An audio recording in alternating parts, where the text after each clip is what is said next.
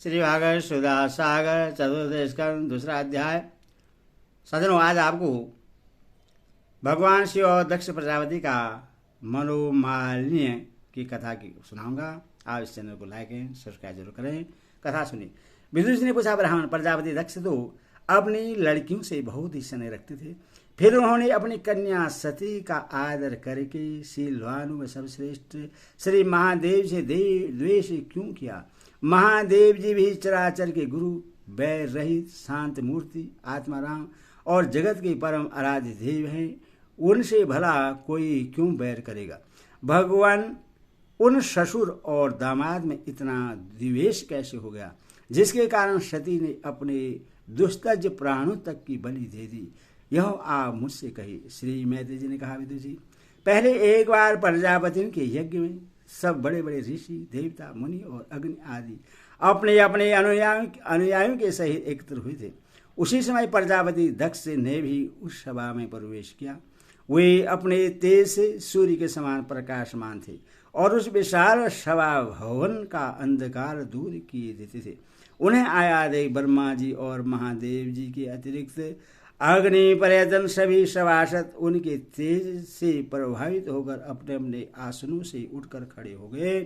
इस प्रकार समस्त सभासदों से भली भांति सम्मान प्राप्त करके तेजस्वी दक्ष जगत पिता ब्रह्मा जी को प्रणाम कर उनकी आज्ञा से अपने आसन पर बैठ गए।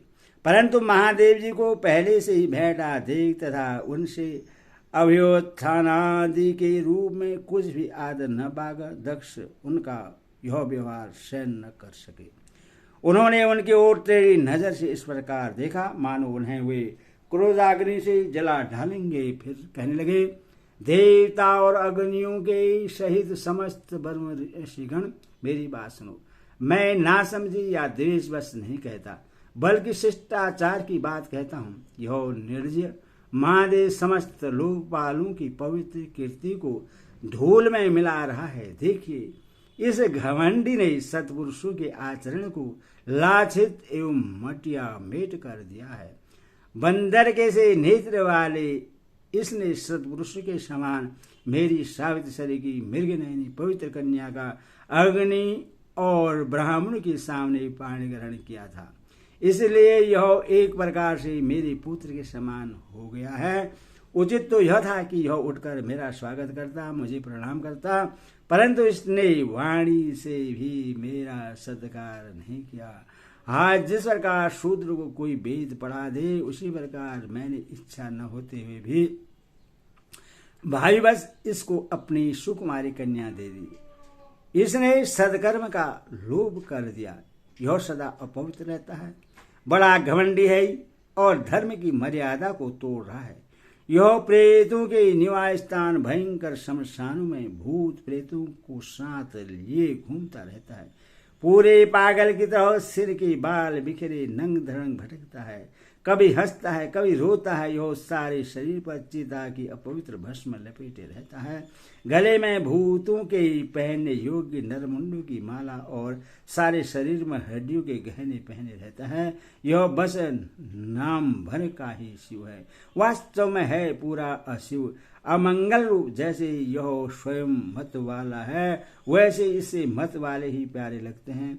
भूत प्रेत प्रथम आदि नीरे तवगुणी स्वभाव वाले जीवों का यह नेता है। अरे, मैंने केवल ब्रह्मा जी के बहकावे में आकर ऐसे भूतों के सरदार, आचारहीन और दुष्ट स्वभाव वालों को अपनी भोली भाली बेटी ब्याह दी। श्री मैत्री जी कहते हैं, विदुर जी, दक्ष ने इस प्रकार महादेव जी को बहुत कुछ बुरा भला कहा, तथापि उन्होंने इसका कोई प्रतिकार नहीं किया। वे पूर्वक निश्चल भाव से बैठे रहे।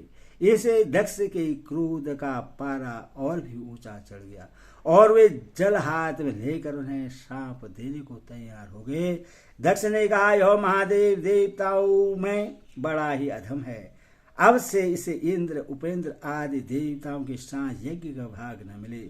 उपस्थित मुख्य मुख्य सभासदों ने उन्हें बहुत मना किया, परंतु उन्होंने किसी की भी न सुनी। महादेव जी को सांप दे ही दिया। फिर वे अत्यंत क्रोधित हो उस सभा से निकलकर अपने घर चले गए। जब शंकर जी के अनुयायियों में अग्रणी नंदीश्वर को मालूम हुआ कि दक्ष ने सांप दिया है तो वे क्रोध से तलमला उठे और उन्हें दक्ष तथा उन ब्राह्मणों को जिन्होंने दक्ष के दुर्वचनों का अनुमोदन किया था बड़ा भयंकर सांप दिया। वे बोले, जो इस मरण धर्मा शरीर में ही अभिमान करके किसी से द्रोह न करने वाले भगवान शंकर से द्वेष करता है, वह भेद बुद्धि वाला मूर्ख दक्ष तत्व ज्ञान से विमुख ही रहे। यह चातुर्मास यज्ञ करने वाले को अक्षय पुण्य प्राप्त होता है। यदि अर्धवाद रूप वेद वाक्यों से मोहित एवं विवेक भ्रष्ट होकर विषय सुख की इच्छा से कपट धर्ममय गृहस्था सर्व में आश्रय रहकर कर्म कांड में ही लगा रहता है, इसकी बुद्धि देहादि में आत्म भाव का चिंतन करने वाली है। इसके द्वारा इसने आत्म स्वरूप को भुला दिया है। यह साक्षात पशु के समान है, अथवा अत्यंत स्त्री लंपट हो और शीघ्र ही इसका मोह बकरे का हो जाए।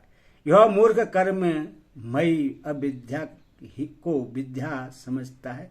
इसीलिए यह और जो लोग भगवान शंकर का अपमान करने वाले इस दुष्ट के पीछे पीछे चलने वाले हैं, वे सभी जन्म मरण रूप संसार चक्र में पड़े रहे। वेदवाणी रूप लता फल श्रुति रूप पुष्पों से शोभित है, उसके कर्म फल का मनोमोहक गंध से इनके चित्त शुद्ध हो रहे हैं। इससे ये शंकर द्रोही कर्मों के जाल में फंस रहे हैं।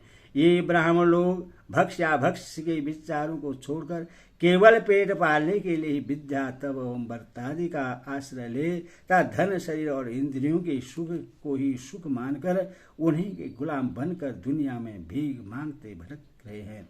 नंदीश्वर के मुख से इस प्रकार ब्रह्म कुल के लिए सांप सुनकर उसके बदले में भिरकू जी ने यह दुष्कर सांप रूप ब्रह्म दंड दिया। जो लोग शिव भक्त हैं तथा जो उन भक्तों के अनुयायी हैं, वे सत शास्त्रों से विरुद्ध आचरण करने वाले और पाखंडी हों। जो लोग शौचाचार विहीन मंद बुद्धि तथा जटा राग और हड्डियों को धारण करने वाले हैं, वे ही शैव संप्रदाय में दीक्षित हों, जिनमें सूरा और आस ही देवताओं के समान आदरणीय है।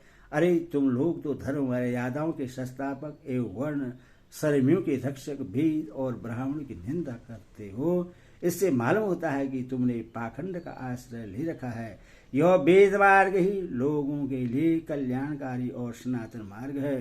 पूर्व पुरुष इसी पर चलते आए हैं और इसके मूल साक्षात श्री विष्णु भगवान हैं। तुम लोग सत्पुरुष के परम पवित्र और सनातन मार्ग स्वरूप वेद की निंदा करते हो। इसीलिए उस पाखंड मार्ग में जाओ जिसमें भूतों के सरदार तुम्हारे इष्ट देव निवास करते हैं। ओम नमः।